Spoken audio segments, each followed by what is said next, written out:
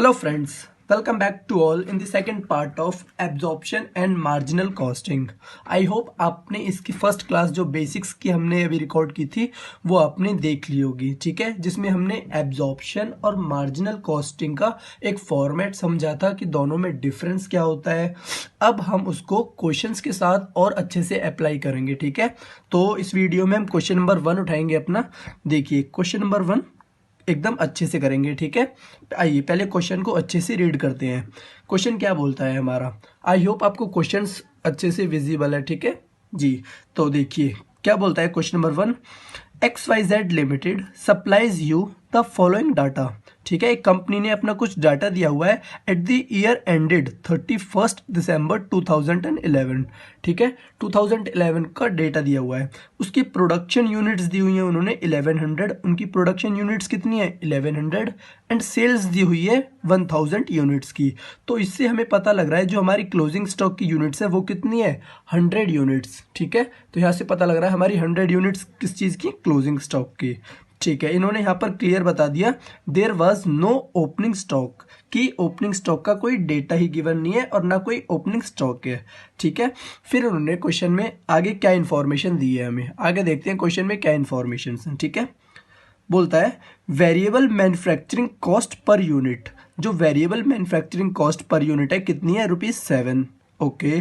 Then बोलता है fixed manufacturing overhead दिए हुए हैं हमें टोटल, यहाँ पे क्या लिखा हुआ है टोटल कितने हैं 2200, ठीक है। नेक्स्ट है variable selling and administration overhead per unit 0.50, okay.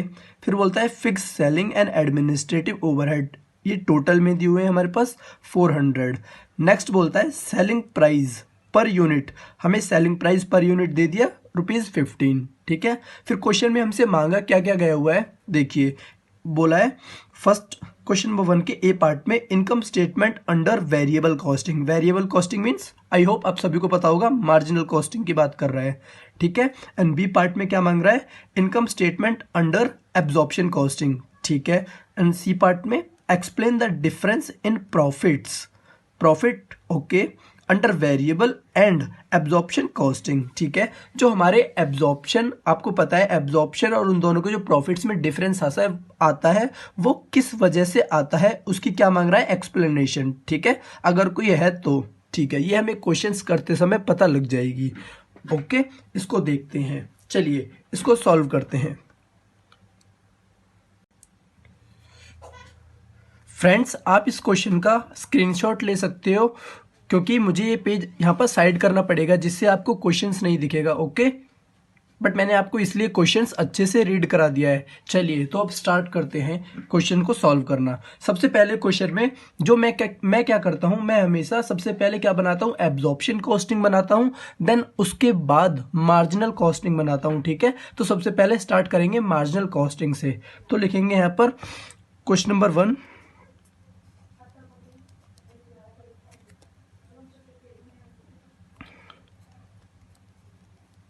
Income statement from absorption costing,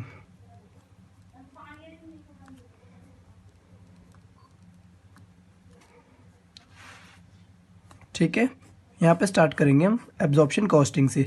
तो सबसे पहले आपने क्वेश्चन में देखा था, क्वेश्चन में हमने कल जब फॉर्मेट पढ़ा था तो हमने क्या करा था, उसमें आपको याद है हमने सेल्स से स्टार्ट करा था। सबसे पहले क्या लिखते हैं हम सेल्स, ठीक है। तो सेल्स आपको क्वेश्चन में दिख रही होगी, सेल्स कितनी है, देखिए सेल्स हमने यूनिट्स करी है 1000 यूनिट्स और सेलिंग प्राइस क्वेश्चन में कितना गिवन है ₹15, ठीक है। तो यहाँ पे 1000 यूनिट्स गिवन है और ₹15 सेलिंग प्राइस पर यूनिट। तो सेल्स कितनी हो जाएगी हमारी, सेल्स हो जाएगी हमारी यहाँ पर 15,000, ठीक है। तो लिखेंगे सेल्स कितनी हो जाएगी यहाँ पर 15,000। फिर उसके बाद हमें क्या लेना है, टोटल कॉस्ट लेनी है। यहाँ पे टोटल कॉस्ट मतलब कौन सी वाली टोटल कॉस्ट, प्रोडक्शन, चाहे वेरिएबल हो चाहे फिक्स्ड हो। चलिए अब देखते हैं। सबसे पहले हम क्या करेंगे, यहाँ पे लिखेंगे प्रोडक्शन कॉस्ट। अब इसके अंदर सारी की सारी प्रोडक्शन कॉस्ट लेंगे जो भी हैं, ठीक है। सबसे पहले हमारे पास आपने क्वेश्चन में देखी है variable manufacturing cost per unit कितनी दे रखी है 7। अब यहाँ पे आप बताइए हमें सेल से देखना होगा या फिर प्रोडक्शन से। देखिए आपको सोच के देखो किससे लेना होगा। अगर आप ध्यान से सोचेंगे और आप देखेंगे तो हमेशा ऑलवेज मैन्युफैक्चरिंग, यहाँ पे लिखा हुआ है मैन्युफैक्चरिंग कॉस्ट, मैन्युफैक्चरिंग कॉस्ट तो ऑलवेज प्रोडक्शन पे होती है, ठीक है। तो यहाँ पे सेल्स का कोई इशू नहीं है, तो यहाँ पे क्या लेंगे हम 7 इंटू 1100, ठीक है। 7 इंटू 1100 करेंगे तो 7 इंटू 1100 ये आ जाएगा हमारे यहाँ पर 7700, ठीक है। तो यहाँ पे लिखेंगे हम manufacturing cost, variable manufacturing cost कितनी आ जाएगी 7700, ठीक है। फिर उसके बाद देखेंगे, उसके बाद हमें कौन सी कॉस्ट गिवन है, आपको पता है एब्जॉर्प्शन कॉस्टिंग करते समय हमें variable as well as fixed cost लेनी है। आपको हमेशा गाइज हमेशा यही याद रखना है एब्जॉर्प्शन कॉस्टिंग करते समय कि वेरिएबल और फिक्स्ड दोनों लेनी है प्रोडक्शन वाली, वेरिएबल और फिक्स्ड दोनों लेनी है प्रोडक्शन वाली। ओके गाइज, ठीक है। अब देखते हैं क्वेश्चन में गिवन है हमारे पास फिक्स्ड मैन्युफैक्चरिंग ओवरहेड्स कितने, टोटल गिवन है 2200, ठीक है। तो हम यहाँ पे टोटल ले लेंगे क्योंकि उन्होंने बोला था कि ये पूरे ईयर का डाटा गिवन है। तो यहाँ पे लिखेंगे हम फिक्स्ड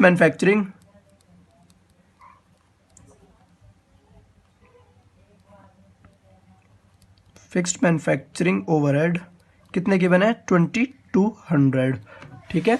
2200 आपको क्वेश्चन में गिवन है, ठीक है। अब ये यहाँ पर ये क्या निकल के आ जाएगी टोटल, देखिए क्या निकल के आ जाएगी टोटल, कितना आ जाएगा इनका 7700 प्लस 2200 9900। कई गाइज सोच रहे होंगे हमारे फ्रेंड्स कि ये टोटल क्यों नहीं किया। गाइज ये टोटल नहीं करना, ये हमारी सेल्स है, हमें क्या करना है टोटल कॉस्ट निकालनी है, फिर सेल्स माइनस टोटल कॉस्ट करके प्रॉफिट आएगा। तो हमें टोटल कॉस्ट का एडिशन करना है, ठीक है, इसको ऐड नहीं करना, ये वाली गलती बिल्कुल भी नहीं करनी है। ओके, ठीक है। तो यहाँ पे हमने ये लिख दिया 9900, ये क्या आ गया हमारा कॉस्ट ऑफ प्रोडक्शन, ये हमारी कॉस्ट ऑफ प्रोडक्शन निकल के आ जाएगी यहाँ पर, ठीक है। अब देखेंगे आगे क्वेश्चन में, इसके बाद क्या पढ़ा था हमने, आप कल वाला फॉर्मेट देखेंगे जो हमने कल वाली क्लास में फॉर्मेट पढ़ा था, कल वाली मतलब इससे प्रीवियस वाली क्लास में जो फॉर्मेट पढ़ा था उसमें हमने देखा था कॉस्ट ऑफ प्रोडक्शन के बाद क्या करना है, हमें स्टॉक की वैल्यूएशन करनी है। स्टॉक की वैल्यूएशन मतलब ऐड क्या करना है यहाँ पे ओपनिंग स्टॉक,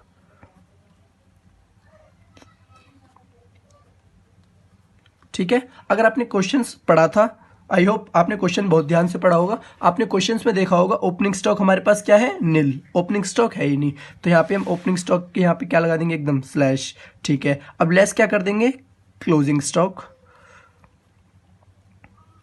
क्लोजिंग स्टॉक को क्या कर देंगे हम लेस। ओके, अब देखिए मैंने आपको बोला था लास्ट क्लास में भी कि क्लोजिंग स्टॉक की वैल्यूएशन करते समय में एकदम अच्छे से सीखेंगे, ठीक है। अब देखिए आप यहाँ पर ध्यान से समझिए, मैंने आपको बताया था क्वेश्चन पढ़ते समय क्लोजिंग स्टॉक की यूनिट्स कितनी है हमारी 100 यूनिट्स हैं, ठीक है। ओके, अब देखिए इसकी वैल्यूएशन कैसे करेंगे, वैल्यूएशन देखिए जो 9900 हमारी कॉस्ट ऑफ प्रोडक्शन है, आपको पता है ये कितने यूनिट्स की कॉस्ट है, ये है गाइज हमारे पास 1100 यूनिट्स की कॉस्ट, ठीक है। जब 1100 यूनिट्स की कॉस्ट हमारे पास 9900 है तो 100 यूनिट्स की कॉस्ट कितनी आ जाएगी, तो गाइज क्रॉस मल्टीप्लाई करके हम इसकी वैल्यू निकाल लेंगे, ठीक है। तो इसकी वैल्यू आ जाएगी यहाँ पर 900, ठीक है। जस्ट आपको क्रॉस मल्टीप्लिकेशन करना है, ओके। देन इसके बाद हमारा यहाँ पर क्या निकल के आ जाएगा 9900 माइनस 900, ये आ जाएगा हमारे पास 9000 निकल के, ओके 9000 निकल के आ जाएगा। अब इसमें हम सारे ऐड कर देंगे जितने भी हमारे पास वेरिएबल सेलिंग एक्सपेंस है, मतलब जो प्रोडक्शन से रिलेटेड एक्सपेंस नहीं है वो सारे एक्सपेंसेस ऐड कर देंगे, ठीक है। ठीक है सर, ऐड कर देंगे हम यहाँ पे variable selling and administrative overhead, variable selling and admin overhead कितने हैं गाइस क्वेश्चन में गिवन, ये हमारे पास है 0.05 per unit, okay okay.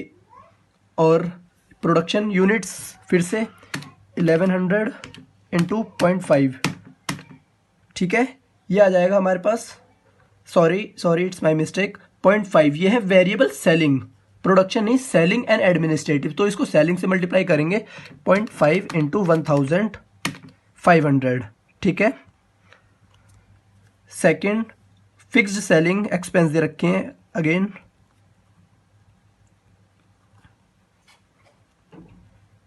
Fix selling and admin overhead कितने गिवन है गाइज, ये हमारे पास 400 गिवन, ठीक है। ओके, ये हो जाएगा गाइज यहाँ पर हमारा टोटल कितना निकल के आएगा, टोटल कॉस्ट हो जाएगी, देखते हैं अभी कैलकुलेट करके, 9000 प्लस 500 प्लस 400, ये हो जाएगी 9900, ठीक है। 9900 यहाँ पर क्या होगी हमारी टोटल कॉस्ट। हम इसको बी नाम दे देते हैं और इसको ए नाम दे देते हैं। अब आप में से कई कंफ्यूज हो गए होंगे, सर आपने जो कल फॉर्मेट पढ़ाया था उसमें तो थोड़ा सा आपने चेंजेस करा था। चेंजेस क्या था गाइस, देखिए चेंज कुछ नहीं था, बेसिकली वो सिंपल यही स्टेटमेंट थी, ठीक है। देखिए हमने क्या करा था, यहाँ पे ऐड और लेस कर दिया था अंडर और ओवर एब्जॉर्प्शन का ट्रीटमेंट। बट हम क्या करते हैं, जब हम एब्जॉर्प्शन और मार्जिनल कॉस्टिंग बनाते हैं, देन इन दोनों को नॉर्मल बनाने के बाद जो मैंने बताया था आपको ऐड और लेस करना होता है, क्योंकि वो तो ऐड और लेस कहाँ पे होगा, ओनली एब्जॉर्प्शन कॉस्टिंग में होगा, वो मार्जिनल कॉस्टिंग में तो होता नहीं है, क्योंकि उसकी स्टॉक की वैल्यूएशन में कोई फिक्स कॉस्ट का चक्कर नहीं होता, इसीलिए वो हम एब्जॉर्प्शन कॉस्टिंग में करते हैं। सर आपने यहाँ पर क्यों नहीं किया, गाइज हमने यहाँ पर इसलिए नहीं करा क्योंकि वो प्रॉफिट निकालने के बाद उसमें उसको रिकंसाइल करते हैं, उसको बोलते हैं रिकंसिलेशन ऑफ प्रॉफिट, ठीक है। तो हम जो उसका प्रॉफिट आएगा एट दी एंड, उस प्रॉफिट में उसका इफेक्ट डालेंगे। आइए करेंगे तो आपको और अच्छे से समझ आएगा। अभी आपको आई होप यहाँ तक अच्छे से समझ आया होगा। जो टोटल कॉस्ट है 9900 आ चुकी है हमारे पास यहाँ पे, ठीक है। अब प्रॉफिट कितना आ जाएगा, देखिए प्रॉफिट सिंपल आ जाएगा ए माइनस बी करके कितना आ जाएगा, देखिए गाइज 15,000 माइनस 9900, ये आ जाएगा यहाँ पर 5100, ठीक है। ये आ गया यहाँ पर 5100। इसके बाद हम करेंगे नेक्स्ट अपना पहले मार्जिनल कॉस्टिंग, फिर देखेंगे हम रिकंसिलेशन किस तरीके से होता है, ठीक है। फिर देखेंगे प्रॉफिट मैच करता है या नहीं, ठीक है। चलिए अब देखते हैं हम अपनी नेक्स्ट क्या बनानी है, हमें मार्जिनल कॉस्टिंग की इनकम स्टेटमेंट, जिससे क्या निकालना है, प्रॉफिट, ठीक है।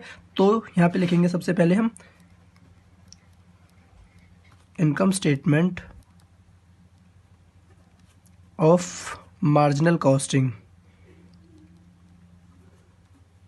जिसको हम वेरिएबल कॉस्टिंग भी बोलते हैं, ठीक है। क्वेश्चन में आपको वेरिएबल कॉस्टिंग के नाम से पूछा गया था। सबसे पहले लिखेंगे हम सेल्स एज पर फॉर्मेट अपना, जो हमने डिस्कस किया था फर्स्ट वीडियो में। सेल्स कितनी गिवन है हमें क्वेश्चन में, 15,000, जो हमने अभी मल्टीप्लाई करके निकाली थी, ठीक है। 15 पर यूनिट इंटू 1000 यूनिट्स हमने सेल करी थी, ओके। फिर नेक्स्ट हम टोटल क्या लिखेंगे, प्रोडक्शन कॉस्ट पहले लिखेंगे सारी वेरिएबल्स वाली और फिर लिखेंगे फिक्स्ड वाली। तो लिख देंगे यहाँ पे पहले प्रोडक्शन कॉस्ट हमें वेरिएबल वाली कौन सी गिवन है, variable manufacturing cost per unit given है 7, ठीक है। तो लिख देंगे वेरिएबल मैन्युफैक्चरिंग कॉस्ट गिवन है कितनी, 7 पर यूनिट इंटू 1100, 7700, ठीक है। नेक्स्ट हमारे पास और कोई फैक्ट्री की कॉस्ट गिवन नहीं है फ्रेंड्स, ठीक है। तो यही हो जाएगी हमारी टोटल फैक्ट्री की वेरिएबल कॉस्ट, ओके। इसके बाद हम क्या करेंगे, स्टॉक की वैल्यूएशन, तो ऐड कर देंगे हम इसमें ओपनिंग स्टॉक, जो कि हमारे पास क्वेश्चन में कुछ है नहीं, आप इसको चाहो तो मत भी लिखो, बस मैंने ऐसी फॉर्मेट की वजह से लिख दिया। लेस कर देंगे क्लोजिंग स्टॉक कितना आएगा, देखिए क्लोजिंग स्टॉक में हमने देखा था 100 यूनिट्स थी हमारे पास, ठीक है।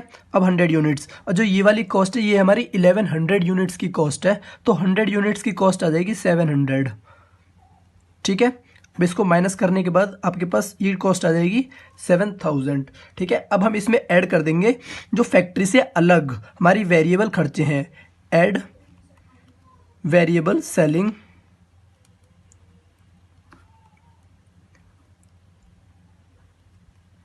एंड डिस्ट्रीब्यूशन या फिर एडमिन, ठीक है।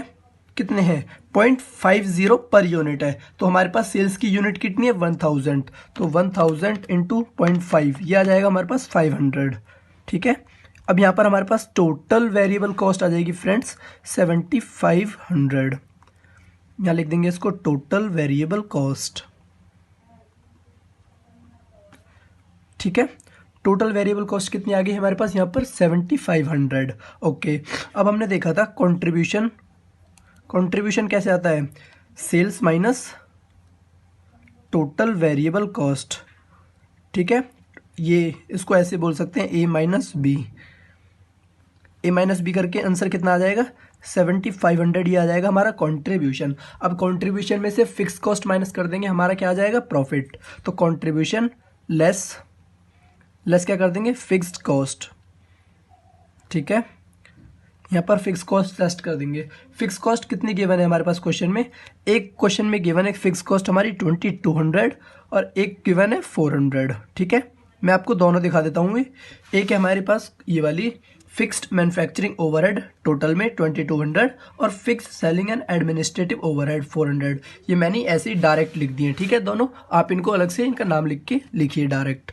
ओके, ये हो जाएगी हमारे पास total contribution minus fix cost करके प्रॉफिट 7500 माइनस 2200 माइनस 400, तो ये आ जाएगा यहाँ पे हमारे पास 4900 का प्रॉफिट, ठीक है। आई होप आपको मार्जिनल कॉस्टिंग की इनकम स्टेटमेंट बहुत अच्छे से समझ आई है। देखिए इसमें आ गया 4900 का प्रॉफिट। अब आपको पता होगा हमारे पास मार्जिनल कॉस्टिंग में कोई भी अंडर और ओवर एब्जॉर्प्शन का चक्कर नहीं होता, ठीक है। क्योंकि यहाँ पर जो हमने यहाँ पे स्टॉक की वैल्यूएशन करी है उसमें कोई भी फिक्स कॉस्ट नहीं ली। अब देखते हैं हम अपना एब्जॉर्प्शन कॉस्टिंग में अंडर और ओवर की वैल्यूएशन या फिर उसकी रिकंसिलेशन कैसे करते हैं, ठीक है। देखिए जो यहाँ पे हमने फिक्स्ड मैन्युफैक्चरिंग ओवरहेड की कॉस्ट ली है वो कितनी ली है 2200 हमने यहाँ पर कॉस्ट ली हुई है, ठीक है। लेकिन अगर आप क्वेश्चन में देखेंगे जो ये 2200 की कॉस्ट है, अगर ये टोटल प्रोडक्शन यूनिट्स कितनी है हमारे पास, देखिए यहाँ पे 2200 टोटल मैन्युफैक्चरिंग ओवरहेड की कॉस्ट है। मतलब जो ये टोटल कॉस्ट है ये हमारी 1100 यूनिट्स की कॉस्ट है। मतलब क्या है इस चीज़ का समझिए आप, देखिए ये टोटल मैन्युफैक्चरिंग ओवरहेड मतलब 2200 के ओवरहेड्स डिवाइडेड बाय 1100 यूनिट्स पर है। मतलब एक सेकेंड बस, 2200 डिवाइडेड बाय 1100 मतलब एक यूनिट पे हम 2 रुपये के ओवरहेड्स रिकवर करेंगे, ठीक है। अब देखिए हमने यहाँ पर आप देखोगे 2200 की रिकवरी दिखा रखी है, लेकिन एक्चुअल में रिकवरी हुई कितनी होगी गाइज। जो हमारी रिकवरी होती है वो होती है on the basis of sales, जितने यूनिट सेल्स हो जाते हैं, ठीक है। अब देखिए हमने यहाँ पे देख लिया ₹2 पर यूनिट हमें रिकवरी होनी थी, लेकिन एक्चुअली में हमारे यूनिट्स कितने सेल हुए थे 1000। अगर हमारे एक्चुअली में 1000 यूनिट सेल्स हुए हैं तो देखा जाए तो हमारा ₹2 इंटू 1000 तो एक्चुअली में 2000 ही रिकवर हुए हैं। लेकिन हमने यहाँ पे डाला कितना हुआ है 2200। दैट मीन्स हमने यहाँ पर ओवर एब्जॉर्प्शन किया हुआ है, ओवर ज़्यादा एब्जॉर्ब करके दिखा रखा है अपनी कॉस्ट शीट में कितना 200। अगर ये हमारे पास यहाँ पर 1100 के 1100 सेल हो जाते तो हमारा कोई अंडर और ओवर नहीं आता, लेकिन हमारे पास कुछ यूनिट्स बचे रह गई। इसी वजह से जो 200 यूनिट्स नहीं बिक पाए तो उन पे हमने एब्जॉर्ब नहीं करा होगा, हमने रिकवर नहीं करा होगा, तो इसलिए। बट हमने शीट बनाते समय उसमें टोटल डाल दिए, तो जो हमने ओवर एब्जॉर्प्शन दिखा रखा है उसको क्या कर देंगे हम लेस। देखिए जो ये प्रॉफिट है इसमें से क्या कर देंगे लेस ओवर एब्जॉर्प्शन। कितने का ओवर एब्जॉर्प्शन आया था हमारा 200 का, ठीक है। इसको 200 का माइनस करने के बाद हमारा यहाँ पर आ जाएगा profit after reconciliation, profit after reconciliation, ठीक है। और देखिए आप यहाँ से देख पा रहे होंगे इसका प्रॉफिट भी 4900 आ रहा है और मार्जिनल कॉस्टिंग का भी प्रॉफिट 4900 आ रहा है।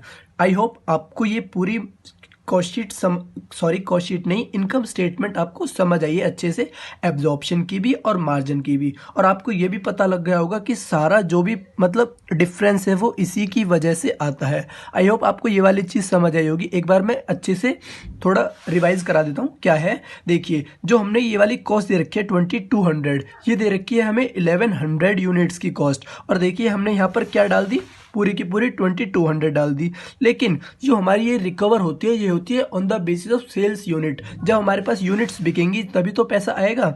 तो ये हमारे पास यूनिट्स बिकी कितनी है, एक्चुअली में 1000, और 2 रुपीज़ के हिसाब से एक्चुअली में रिकवर कितना हुआ है 2000, और हमने कितना दिखा दिया इनकम स्टेटमेंट में 2200। सो यहाँ पर हमारा कितना ओवर एब्जॉर्प्शन हो चुका है, यहाँ पे हमारा ओवर एब्जॉर्प्शन हो रखा था 200, तो उसको माइनस कर देंगे ओवर एब्जॉर्प्शन को, तो हमारा करेक्ट प्रॉफिट आ जाएगा 4900, जो हमारा ये स्टॉक में इफेक्ट था। ठीक है, क्लोजिंग स्टॉक में इफेक्ट था इसका, ये भी हम सही कर देंगे यहाँ पे इसको करके। सो दोनों का प्रॉफिट मैच हो जाएगा और दोनों एकदम सही बन जाएंगी। आई होप आपको ये वाला क्वेश्चन समझ आया होगा। ठीक है, तो अब और अच्छे से क्लियर करेंगे हम, ऐसे ही धीरे धीरे और प्रैक्टिस करेंगे, अगले क्वेश्चंस में और अच्छे से क्लियर हो जाएगा। Thank you.